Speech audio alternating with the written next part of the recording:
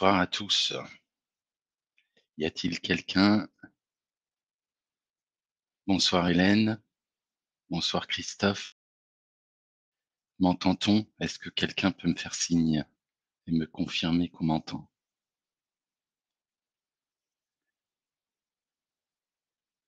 À droite, vous avez le chat.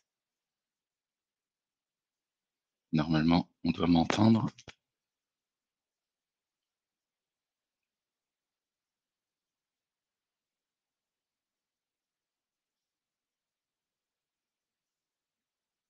Je vais partir du principe qu'on m'entend. Voilà. Donc, je vous souhaite la bienvenue pour ce rendez-vous quotidien qui dure de 20 à 30 minutes. L'objectif de ce rendez-vous, pour ceux qui participent pour la première fois en direct ou en rediffusion, c'est de garder les idées claires, de faire un point sur la situation, d'essayer d'appliquer un plan d'action pour vivre au mieux la situation en tant qu'entrepreneur, quelle que soit la taille du business, et de capitaliser à la fois sur ce que je vous partage et ce que en retour vous m'adressez aussi à partager.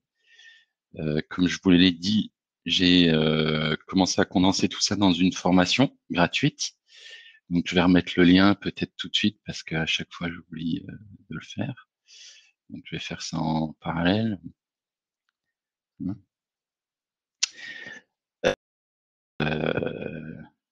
vais le faire. Ce qui est fait n'est plus à faire. Donne-moi une seconde. Ce sera disponible. Donc, je disais en attendant, c'est la connexion Internet.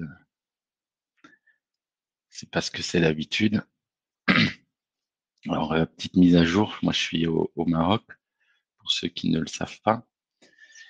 Le gouvernement a décidé d'appliquer des mesures similaires à ce qui est appliqué en France, c'est-à-dire un cloisonnement, avec pour consigne qu'un seul membre de la famille sorte pour les courses. Contrairement à la France où les Français sont invités à imprimer une belle attestation papier qu'ils font signer par eux-mêmes, là, ça va être les, les autorités qui vont distribuer les autorisations de sortie. Donc, on ne sait pas trop comment ça va se passer. Du coup, cet après-midi, je me suis résolu à aller faire un petit stop quand même, malgré moi. Mais bon, la situation. Donc, je vous ai mis le lien de la formation. C'est gratuit. Je vais vous partager mon écran. On va faire un petit point sur la situation en chiffres. Je vais pas trop commenter, juste vous présenter une petite nouveauté, expliquer aussi pourquoi il faut avoir de la distance par rapport aux chiffres, que simplement le nombre de personnes contaminées, le nombre de nouvelles personnes contaminées, le nombre de décès, ça veut rien dire.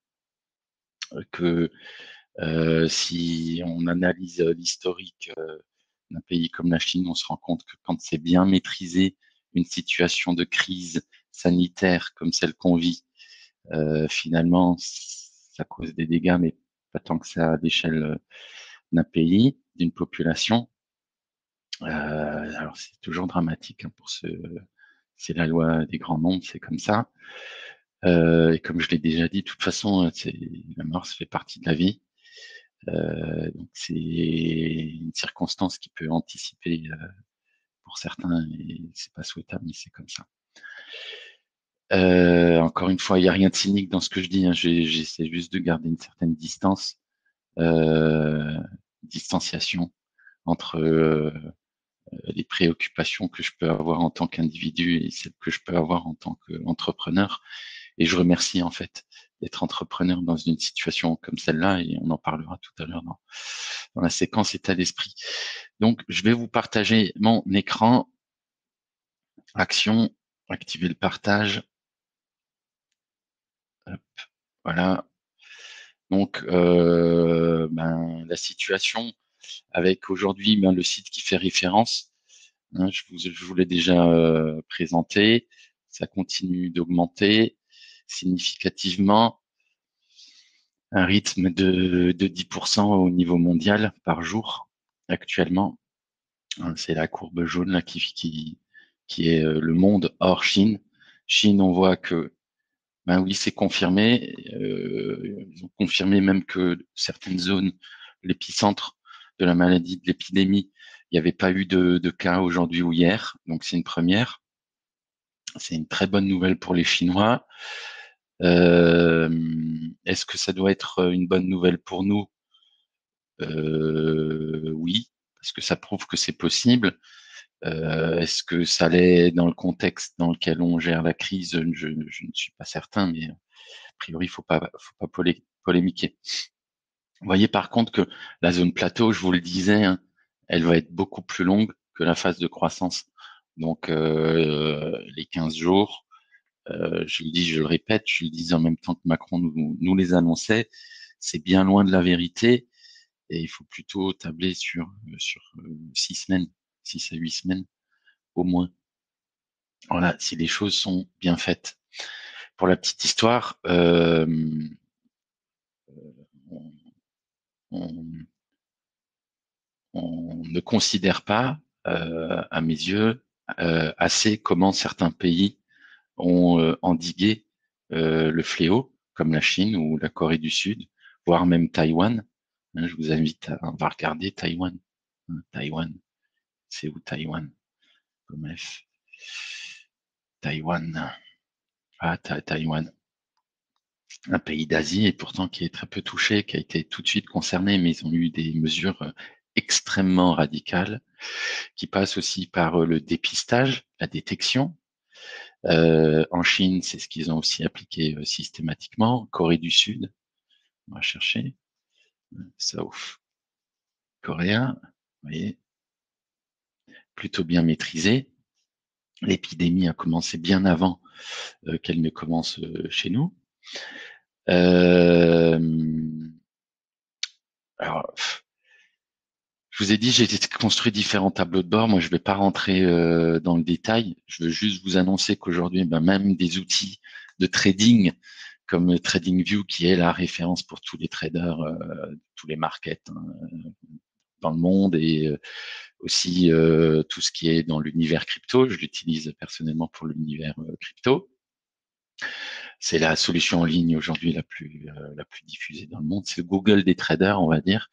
Ils viennent de lancer des statistiques sur l'évolution. Je vais vous mettre le lien. Voilà. C'est assez intéressant parce que quand on regarde ça comme un trader, on se rend compte qu'il y a une phase qu'on retrouve partout, euh, une phase de quasiment partout, hein, sauf peut-être en Iran, les moins marqués, mais on le retrouve en Espagne, vous voyez là, ici, on le retrouve ici en Italie, c'est bien marqué aussi, là, on le retrouve en Allemagne, on le retrouve en Allemagne, aux États-Unis, pas encore, et je pense que ça devrait pas tarder. Donc ça, c'est les pays les plus affectés. Et on se rend compte que ben la Chine, après ce petit plateau là, ce faux espoir, il y a eu encore une phase d'accélération, mais qui a duré juste quelques jours, à peu près une semaine, avant que ça commence à ralentir. Et par contre, l'Italie, 12 mars, 19, j'ai pas trop l'impression que ça va se calmer. Voilà.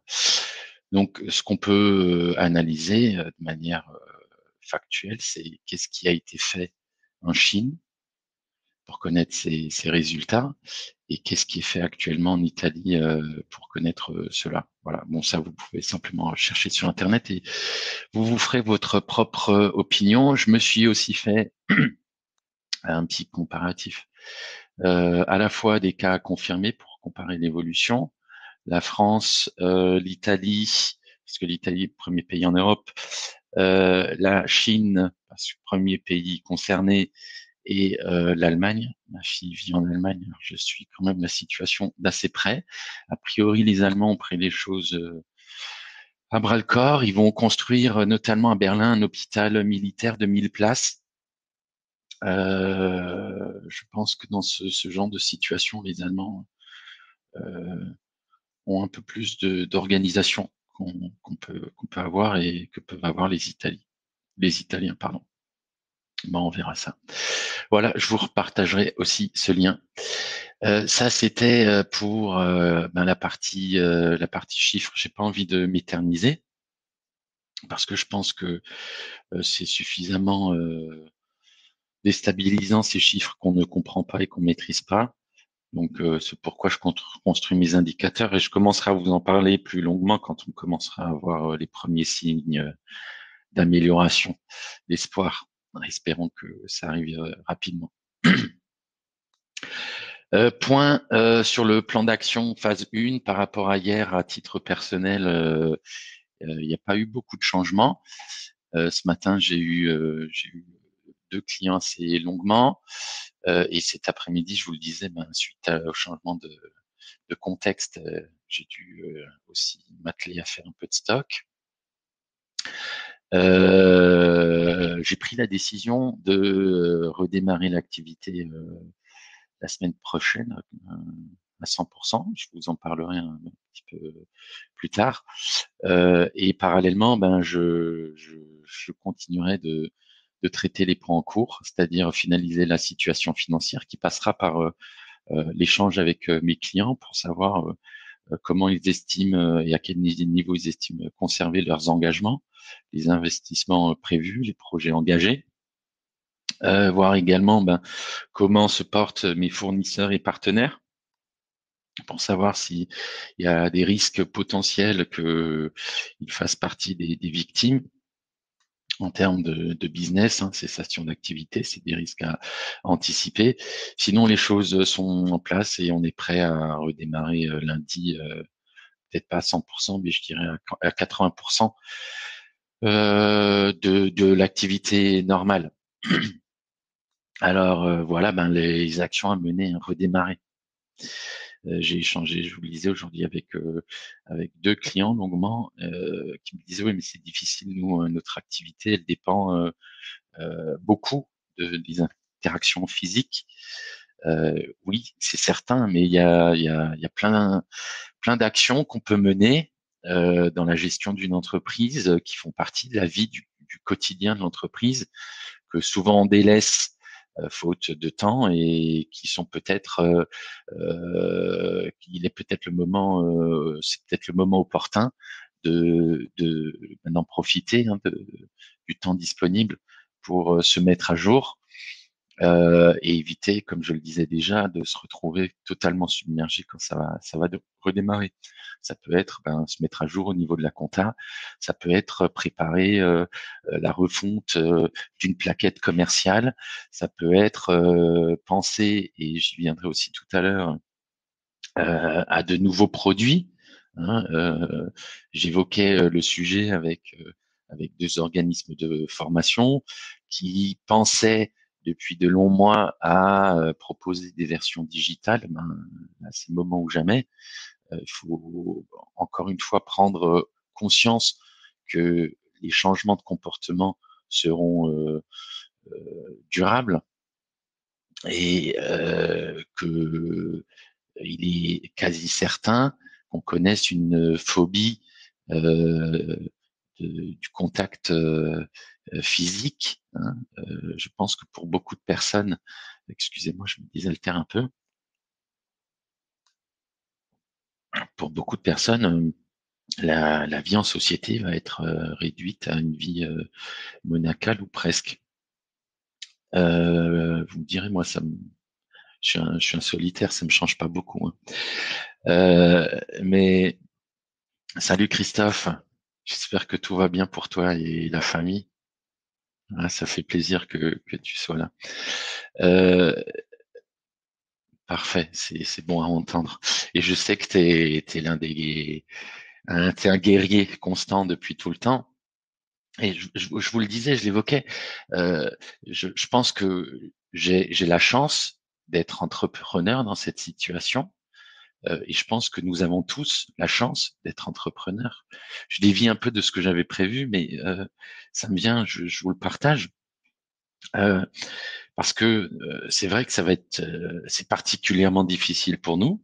on doit à la fois préserver notre intégrité physique, notre santé, notre intégrité, je dirais, psychique aussi, à titre individuel, mais on doit aussi veiller à essayer de préserver, sauver notre business.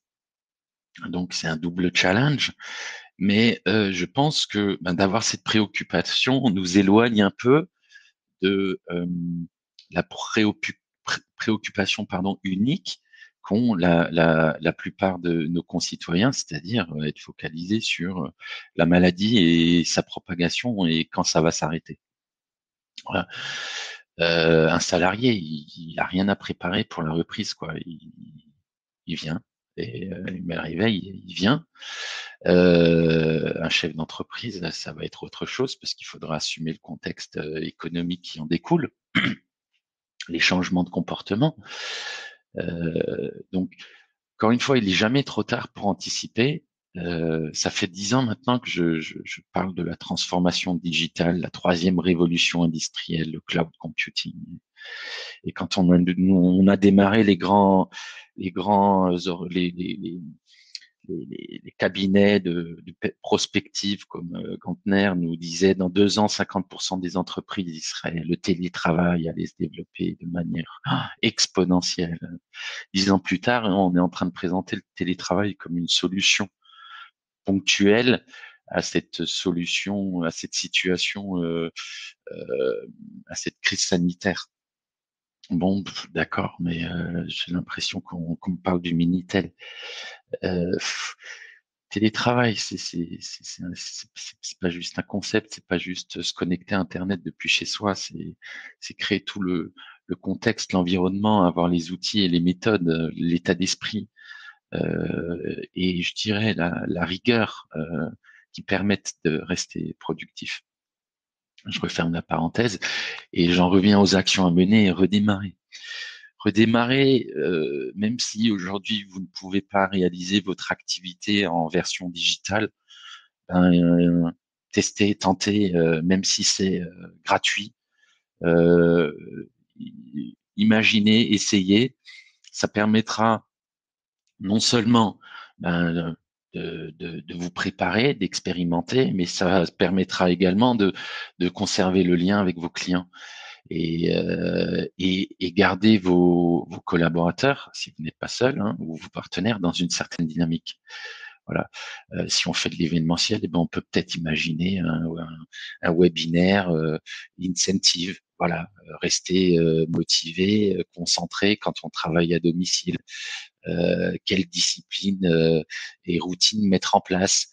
Ça peut être même proposer au grand public des formations qui d'ordinaire sont proposées au monde professionnel. Ça vous permettra d'une de rester dans une certaine dynamique, c'est-à-dire de réaliser ce que vous réalisez, même si c'est de manière un peu différente. Euh, et de deux, de montrer aussi aux autres que voilà, vous avez la foi, vous y croyez, quoi. Le monde ne s'arrête pas. C'est pas parce qu'aujourd'hui on est confiné que la vie s'arrête. Alors oui, on nous prive euh, par euh, par contrainte aujourd'hui d'une certaine liberté et de certains moments de vie, de certaines opportunités, mais ça ouvre aussi la porte à d'autres opportunités et d'agir différemment. Et j'y viendrai tout à l'heure. Donc, priorité à donner dès lundi. Mettez-vous en mode redémarrage. Euh, Occupez vos salariés. Je le faites pas 100%, 100% du temps, mais donnez-leur des tâches. Affectez-leur des tâches à réaliser sur la semaine. Brainstormer, recréer une dynamique créative, de créativité, réfléchissez à de nouvelles stratégies commerciales, à de nouveaux produits, repensez votre marketing, repensez les valeurs de l'entreprise et ça va découler sur ce que je vais dire tout à l'heure. Agissez, voilà, remettez-vous dans l'action et la production, la productivité créative. Voilà, il y a que en créant, en faisant, qu'on va garder le cap et s'extraire du risque principal qui est petit à petit de voir notre morale et notre implication décliner. Donc, ceci étant dit, les amis, c'est l'action que je vous recommande pour la semaine prochaine, hein, redémarrer autant que possible, quelle qu'en soit la manière, hein, c'est ce que je viens d'évoquer. La pensée du jour, pourquoi penser à demain ne sert à rien, mais ne dispense pas d'anticiper les possibles. Dans les différents échanges que j'ai eus cette semaine, euh, on sent poindre déjà là des contestations et moi aussi j'ai pu exprimer certaines divergences sur la manière dont est gérée la situation et les solutions possibles.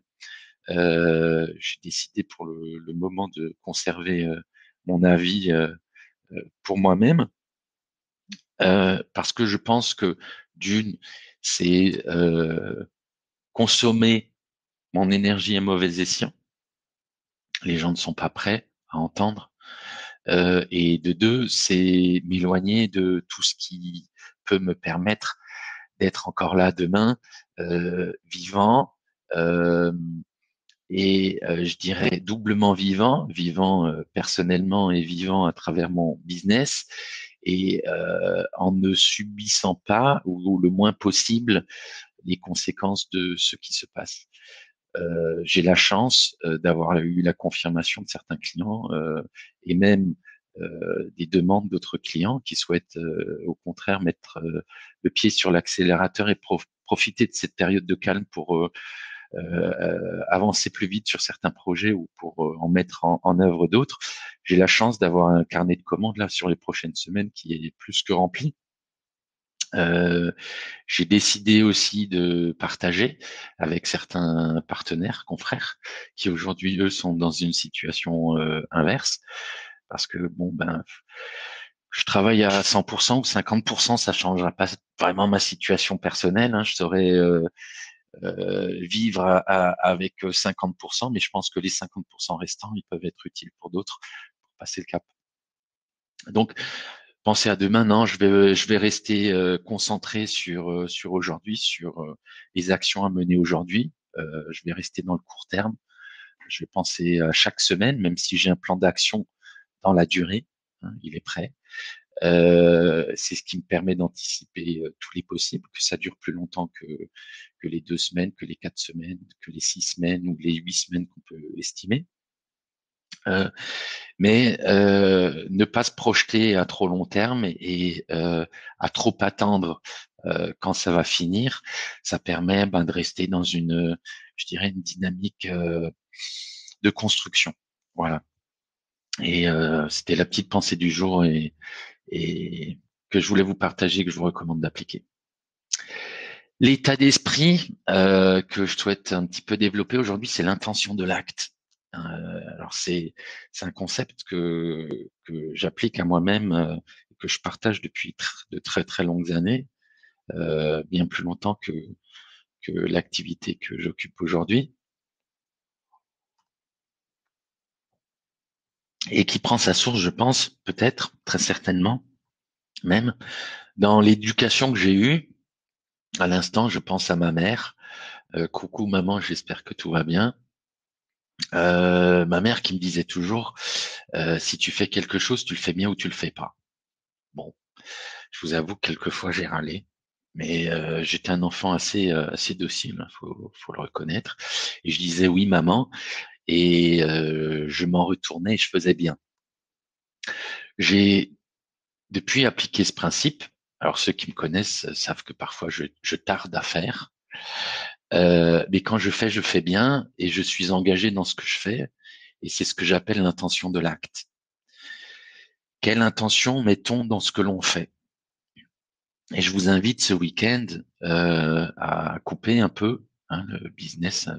On y retourne lundi, mais à vous interroger à titre personnel et aussi dans votre dimension business sur quelle intention vous voulez désormais, et je dis bien désormais, mettre dans les actes que vous allez accomplir au quotidien et dans la durée. Je vous invite à prendre un cahier, une feuille blanche, et à partir de zéro.